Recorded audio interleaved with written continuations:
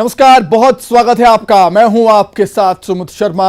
बदनामी का दाग, सियासत में आग। National crime record bureau NCRB की ताजा रिपोर्ट में एक बार फिर मध्य प्रदेश पर दाग लगा है और यह दाग शर्मिंदा कर रहा है। रिपोर्ट हमें शर्मिंदा कर रही है। आंकड़ों के मुताबिक बच्चियों के खिलाफ यौन शोषण के मामले में मध्य प्रदेश एक बार फिर से पूरे देश में नंबर 1 है। वहीं एसटी और एससी के खिलाफ अपराध में सूबे नंबर 1 है। एनसीआरबी की रिपोर्ट के मुताबिक 2021 में हर 3 घंटे में एक बच्ची यौन अपराधों का शिकार बनी है। अब बदनामी के इस दाग पर सियासत की आग भी भड़क गई। विपक्ष इन आंकड़ों के जरिए सरकार पर हमलावर हो गया है। देखिए रिपोर्ट।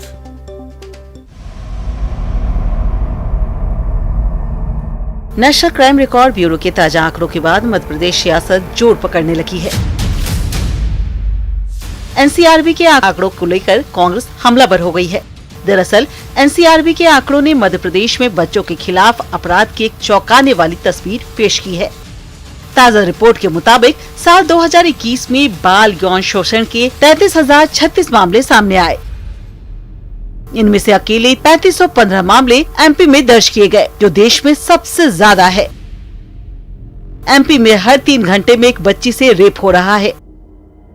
बात रेप के मामलों की करें तो इसमें भी एमपी दूसरे नंबर पर है। कुल जाति के 6462 मामले एमपी में सामने आए। मध्य प्रदेश अनुसूचित जाति और जनजाति के लोगों के उत्पीड़न के मामले में भी टॉपर रहा है।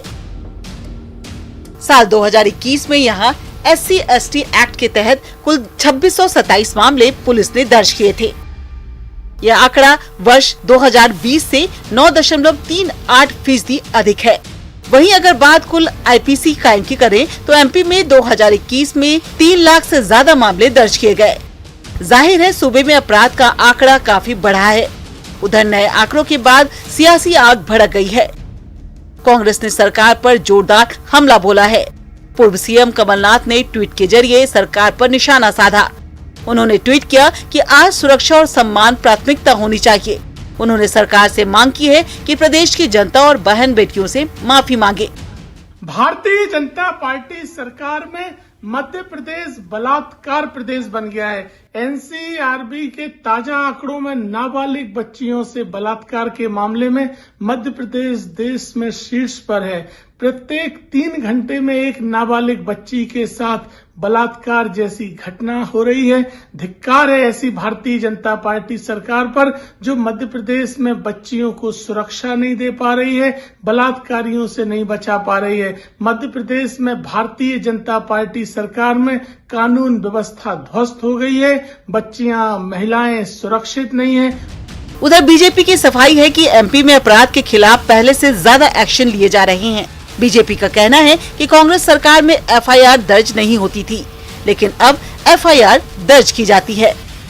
देखिए, नाबालिग के साथ में यौन अपराध और अन्य लैंगिक अपराध से संबंधित जो प्रावधान है, वो हमारी सरकार ने उसमें सजा के प्रावधान और कार्रवाई के प्रावधान को सख्त करने का काम किया है, जिसकी वजह से पीड़ित पक्ष के मन में सरकार के प्रति विश्वास पैदा हुआ है। पहले की सरकारों के समय में इस प्रकार के जब अपराध हो जाया करते थे तो एफआईआर नहीं करवाई जाती थी, क्योंकि प्रक्रिया के ऊपर भरोसा नहीं था पीड़ित पक्ष को, और थाने वाले भी रिपोर्ट नहीं लिखते थे। आज इस प्रकार के अगर कोई अपराध होते हैं तो हमारी सरकार के निर्देश से पुलिस को कि तत्काल एफआईआर की जाए, जांच की जाए। अगले साल चुनाव है, ऐसे में एनसीआरबी की ताजा रिपोर्ट से विपक्ष को एक बड़ा मुद्दा हाथ लगा है। उधर राजनीति से परे सरकार के लिए अपराध का ये ग्राफ चिंता का विषय भी है। साल 1986 में एनसीआरबी की स्थापना हुई थी। केंद्रीय गृह मंत्रालय के तहत ये काम करता है। इसका उद्देश्य पुलिस में कानून व्यवस्था को प्रभावी तरीके से लागू करने के लिए बनाया गया था। एनसीआरबी डाटा से पता चलता है कि देश में कितना अपराध बढ़ा या घटा है। Bureau report, news 18। हम एनसीआरबी की रिपोर्ट पर ही करेंगे। दो खास मेहमान इस समय हमारे साथ जुड़ गई हैं। संगीता शर्मा जी हैं जो उपाध्यक्ष हैं कांग्रेस मीडिया सेल की। संगीता जी, बहुत स्वागत है आपका। और हमारे साथ हैं प्रज्ञा ऋचा श्रीवास्तव जी जो कि एडीजी हैं स्टेट वुमेन क्राइम ब्रांच। प्रज्ञा ऋचा जी, आपका भी बहुत स्वागत करता हूं न्यूज़ 18 मध्य प्रदेश छत्तीसगढ़ में। प्रज्ञा मैम, सबसे पहले सवाल मैं आपसे ही करना चाहूंगा, क्या क्या कुछ कहेंगी एनसीआरबी के इस रिपोर्ट के बारे में? देखिए, ये एनसीआरबी की डिजिटल रिपोर्ट हमें प्राप्त हुई है जिसका हमने काफ़ी बारीकी से विश्लेषण किया है। कुल महिला अपराध में हम देश में 6ठे स्थान पर हैं। जहाँ तक कि ये बात जो बलात्संग एवं पॉक्सो 4-6 धारा की हो रही है, तो इसमें 2020 से इस साल में 1% से भी कम की वृद्धि है। पहली बात, 2000 में ये 3,259 प्रकरण थे और अभी 3,515 हैं। लेकिन एक महती बात यह है इसमें कि जो विभिन्न अभियान चलाए गए, जो बच्चियां जो सह पलायन करती हैं, जिसमें कि हमें 363-366 की कार्रवाई करनी होती है सुप्रीम कोर्ट के निर्देशानुसार, इन बच्चियों को बहुत ही एक अभियान चला करके 2 बार अभियान चला करके रिकवर किया गया। तो इनके बयानों में ये बात आई कि ये सहपलायन है, लेकिन क्योंकि ये नाबालिग हैं तो ये विधि अनुसार 376/4/6 का पॉक्सो एक्ट का प्रकरण दर्ज किया जाना अनिवार्य था और हमने ऐसा किया। इसकी संख्या 2,499 है, यानी कि जो कुल प्रकरण 3,512 हैं उनमें से 2,499 ऐसे प्रकरण हैं जिनमें कहीं ना कहीं बच्चों की सहमति थी, लेकिन क्योंकि ये नाबालिग थी तो हमने प्रकरण दर्ज भी किया है, आरोपी को गिरफ्तार भी किया है और विधि अनुसार कार्रवाई की है। कुछ और बातें मैं रखना चाहूंगी। जो 354 के प्रकरण होते हैं, जो काफी गंभीर किस्म के प्रकरण होते हैं, उसमें मध्य प्रदेश का 5वां स्थान है। देश में दहेज हत्या में 3रा, लेकिन ये आंकड़े यहां मैं बताना चाहूंगी। उत्तर प्रदेश पहले स्थान पर है 2,222 प्रकरणों के साथ, बिहार दूसरे स्थान पर है 1000 प्रकरणों के साथ, और मध्य प्रदेश में ऐसे 522 प्रकरण हैं। दहेज प्रताड़ना में 7वां स्थान है और चालानी कार्रवाई करने में हम देश में दूसरे स्थान पर हैं। हम 84% प्रकरणों में चालानी कार्रवाई चार्जशीट कर रहे हैं, और जहां तक पॉक्सो का सवाल है उसमें 100% चालानी कार्रवाई की जा रही है। ठीक है, बिल्कुल मैम। बच्चियों से यौन अपराध के मामले में एमपी नंबर 1 है और कुल मिलाकर महिला अपराध के मामले में एमपी 6ठे स्थान पर है। आने वाले समय में महिला अपराधों पर अंकुश लग सके, उसके लिए पुलिस के पास क्या कुछ प्लान है? क्या और जन जागरूकता अभियान चलाए जाएंगे? अपराधियों में खौफ हो उसके लिए कुछ नया किया जाएगा मैम? कई सारे ऐसे फ्लैगशिप प्रोग्राम्स हमारे चल रहे हैं। ऑपरेशन एहसास, गुड टच बैड टच क्या है, ऑपरेशन स्वयं सिद्धा यानी कि हम बच्चियों को ये हमारे जाबाज सिपाही ट्रेनिंग दे रहे हैं कि वो यदि ऐसी कोई परिस्थिति बन जाए तो कैसे खुद को छुड़ाकर भाग सके। इसके अलावा जो जागरूकता कार्यक्रम है, जो सबसे महत्वपूर्ण कार्यक्रम है, उसके लिए फीचर फिल्म्स भी बनाई गई हैं असली हीरो की, कि बिना समाज के सामने आए हम कई सारे ऐसे संगीन अपराधों को रोक नहीं सकते जब तक कि हमें समाज का सहयोग ना हो। घर में जो घटनाएं घट रही हैं, जहाँ पे बच्चियों को सबसे ज़्यादा महफूज होना चाहिए, वहाँ घटनाएं घट रही हैं, तो हमें समाज का सहयोग चाहिए।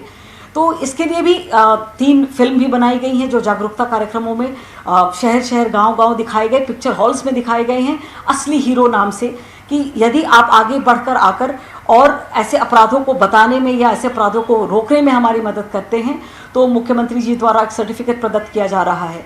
इसके अलावा जो संवेदनशीलता होनी चाहिए हमारे आईओस में, वो उसके लिए पूरी की पूरी ट्रेनिंग्स लगातार की जा रही हैं। ऊर्जा महिला डेस्क स्थापित किए गए हैं 700 और 250 और आने वाले समय में 1-2 महीने में स्थापित कर दिए जाएंगे, जिससे कि महिलाएं या पीड़िताएं अपनी बात आकर अलग से बैठकर और महिला अधिकारी कर्मचारी को बता सकें। ठीक है मैम, बहुत शुक्रिया मैम आपका हमारे साथ जुड़ने के लिए और अपना कीमती समय हमें देने के लिए आपका बहुत बहुत धन्यवाद। तो देखा आपने एडीजी मैम का यही कहना है, सुना होगा आपने, उनका कहना है कि जो जन जागरूकता अभियान है वो और भी अच्छे तरीके से मध्य प्रदेश में चलाया जाएगा, जो बच्चियां हैं उनको जागरूक किया जाएगा। और अधिक चर्चा करेंगे, बीजेपी कांग्रेस के भी रिएक्शन हम इस पर लेंगे। इस समय हमारे साथ नेहा बग्गा जी भी जुड़ गई हैं बीजेपी की तरफ से। नेहा जी, आपका भी बहुत स्वागत है। और संगीता जी भी हमारे साथ जुड़ी हुई हैं। संगीता जी, आपका भी बहुत स्वागत है। सबसे पहले नेहा जी, आपका ही रिएक्शन, कहीं ना कहीं रिपोर्ट सोचने पर मजबूर करती है सरकार को। देखिए सुमित जी, जिस तरीके से मध्य प्रदेश के अंदर माननीय मुख्यमंत्री शिवराज सिंह चौहान जी ने बहुत गंभीरता को दिखाते हुए हमेशा इन प्रकरणों को दर्ज करने के लिए आदेशित किया है, उसी का परिणाम स्वरूप हम ये देखते हैं कि प्रकरण दर्ज भी होते हैं और सख्त से सख्त कार्रवाई भी होती है। आपको ये भी ध्यान में है कि मध्य प्रदेश जो है पहला ऐसा राज्य था जिसने छोटी बच्चियों के साथ दुष्कर्म करने वाले आरोपियों को फांसी के तख्ते पर लटकाने के लिए जो निर्णय लिया वो मध्य प्रदेश ने किया है। इससे ये स्पष्ट दिखाई देता है कि मध्य प्रदेश की सरकार की मंशा ये है कि जो इस प्रकार के वहशी लोग हैं, जिनकी इस प्रकार की क्रिमिनल मेंटालिटी है, जो दरिंदे हैं, उनको किसी भी कीमत पर बख्शा नहीं जाए। वो भी एक समय था मध्य प्रदेश में जब इस प्रकार के जब प्रकरण आते थे तो सरकारें जो है अपने ट्रैक रिकॉर्ड के लिए या थाने जो हैं चीजों को गंभीरता से नहीं लेते थे और जो बच्चियां थी या परिवार के जो सदस्य थे उनको दर दर की ठोकरें खानी पड़ती थी। आज मध्य प्रदेश के अंदर कम से कम ये व्यवस्था है कि अगर इस प्रकार का कोई व्यवहार, इस प्रकार की कोई घटना घटती है कहीं पर भी किसी भी महिला के साथ में, तो FIR जो है उसके लिए चक्कर भी काटने की आवश्यकता नहीं है, ऑनलाइन उसको दर्ज कर लिया जाता है। आप बहुत पुराना मैं जाना भी नहीं चाहती हूं, अगर आप 15 महीने की कमलनाथ जी की सरकार देख लेंगे तो जिस तरीके से घरेलू हिंसा के मामले बढ़े थे, जिस हिसाब से बच्चों की किडनैपिंग के मामले बढ़े थे, जिस तरीके से बलात्कारी खुलेआम घूम रहे थे, उनके ऊपर प्रकरण दर्ज नहीं हो रहा था। और बहुत दूर जाने की जरूरत नहीं है, करण मोरवाल जो खुद कांग्रेस पार्टी के विधायक के बेटे हैं, इस प्रकार की कई घटनाएं उस समय सामने आई थी, पर जो संरक्षण देने का काम कांग्रेस पार्टी ने किया था वो हमारे सामने है। तो मैं सिर्फ इतना कहना चाहती हूं कि अभी भी हमारे समाज में अगर हम देखेंगे तो इस प्रकार की मानसिकता वाले बहुत सारे लोग हैं, पर सरकार जो है वो सतर्क भी है, गंभीर भी है। ऐसे किसी भी व्यक्ति को ना बख्शा जाएगा और ना ही किसी महिलाओं को इस प्रकार से प्रताड़ित होने दिया जाएगा। ठीक है नेहा जी, मैं लौटूंगा आपके पास। संगीता जी क्या कुछ कहेंगी? नेहा जी को आप सुन ही रही होंगी, उनका कहना है कि पहले प्रकरण दर्ज नहीं होते थे, अब मामले दर्ज होते हैं, इसलिए लिस्ट में नंबर 1 MP। देखिए, शर्म आती है जब देश में मध्य प्रदेश नंबर 1 पर होता है महिला अपराधों में। और अगर आप देखें कि NCRB की रिपोर्ट में नाबालिग बच्चियों के साथ हर 3 घंटे पे एक बच्ची के साथ रेप हो रहा है। शर्म आना चाहिए भारतीय जनता पार्टी और भारतीय जनता पार्टी की सरकार को कि पिछले 18 सालों से एक जैसी बातें कर रहे हैं कि हम पंजीबद्ध कर रहे हैं आंकड़े।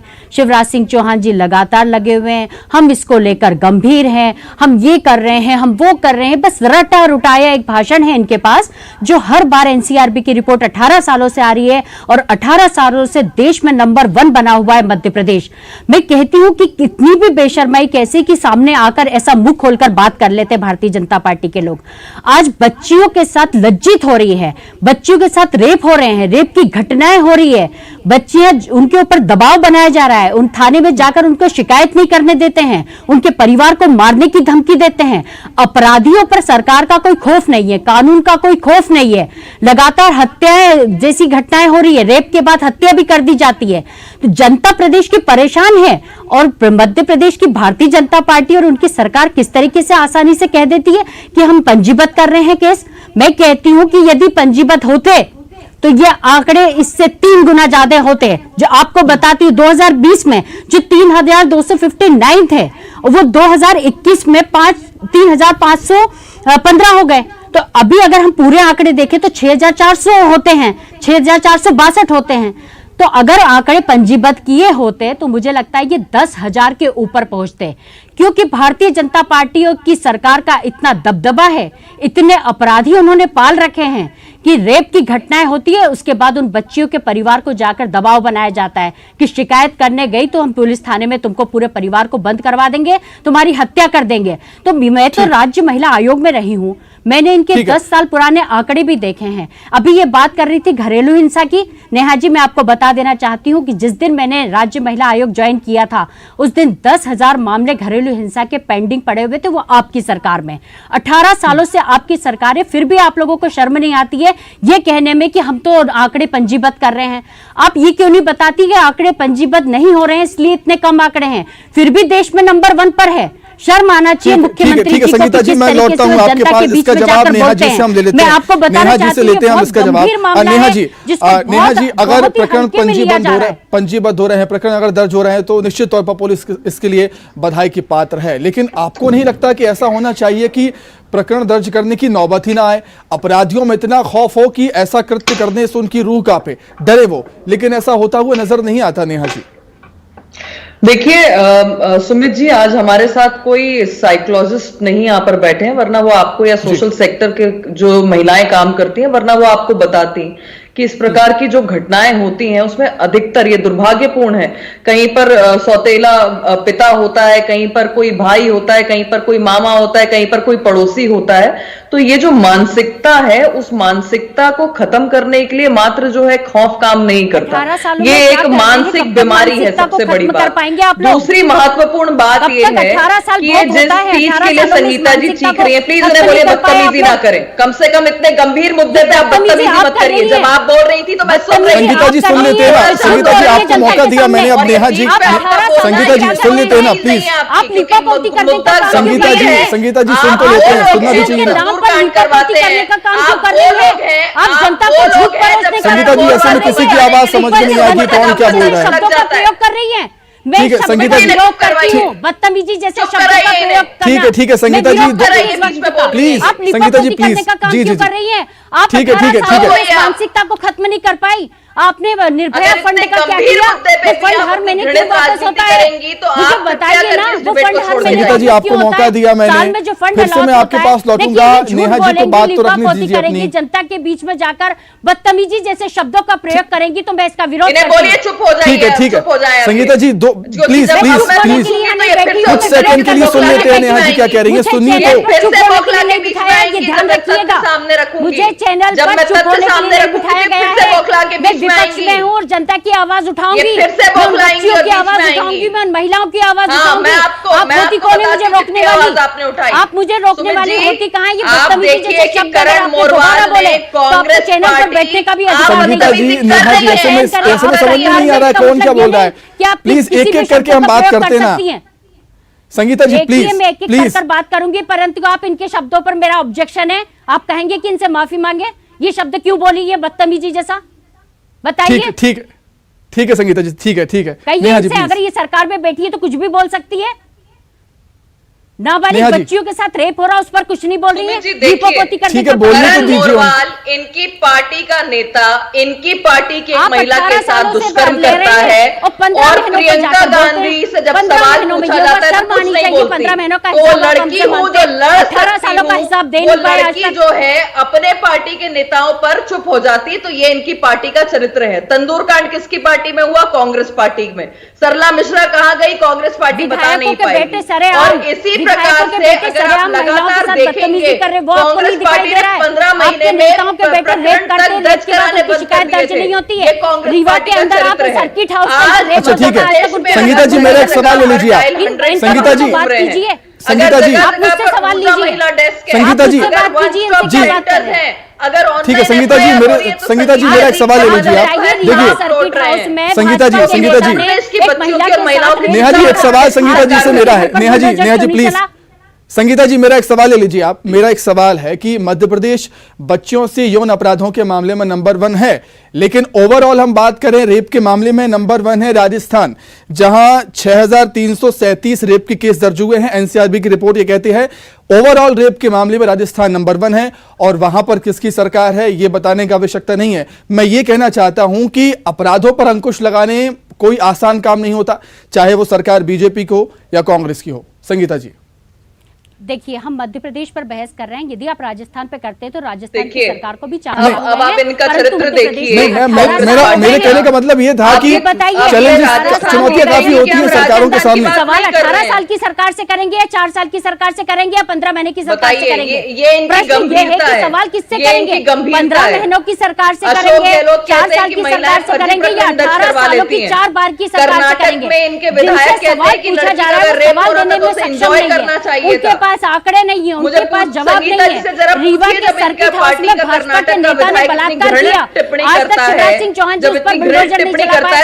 आज जो ये आंकड़े आए हैं, अगर हम इन पर बात करें, एनसीआरबी के आंकड़ों पर बात करें, तो इन आंकड़ों पर बुलडोजर चला के नाबालिग बच्चियों के साथ आप कानून बना के बच्चियों के पैर जाकर छू लें, आप नए नए नोटंकी नाटक शिवराज जी करें, बच्चियों के पैर कुछ भी नहीं बोले, बच्चियों के पैर छूने के नाम के बच्चियों के पैर धोएंगे। लाडली लक्ष्मी योजना, बेटी बचाओ बेटी पढ़ाओ, करोड़ों रुपए का विज्ञापन आप लोग जनता की जेब के पैसे से लगाते हैं, परंतु आज भी बच्चियां सुरक्षित नहीं है, आज भी बच्चियां सुरक्षित नहीं है। करोड़ों रुपए आप लोग खर्च कर रहे हैं, निर्भया का फंड आता है, उसको आप लोग कहाँ खर्च कर देते हैं? पूरा भ्रष्टाचार की भेंट चढ़ गया है, पूरा भ्रष्टाचार की भेंट चढ़ गया है। इनके भाजपा के नेता रेप करके उनका केस दर्ज नहीं होता। ठीक है नेहा जी, संगीता जी, ये एक ऐसा मुद्दा है, इस पर एक लंबी बहस की जा सकती है, लेकिन मेरे पास समय की बेहद कमी है। आप दोनों का बहुत शुक्रिया जुड़ने के लिए, इस बेहद संवेदनशील मुद्दे पर चर्चा के लिए। नेहा जी बहुत धन्यवाद, संगीता जी आपका भी बहुत धन्यवाद। तो एनसीआरबी की रिपोर्ट आ चुकी है और इस रिपोर्ट ने कहीं ना कहीं सरकार को सोचने पर मजबूर किया है और विपक्ष को सत्ता पक्ष पर हमलावर होने का मौका जरूर दे दिया है। हमारे खास कार्यक्रम में इतना ही। नमस्कार।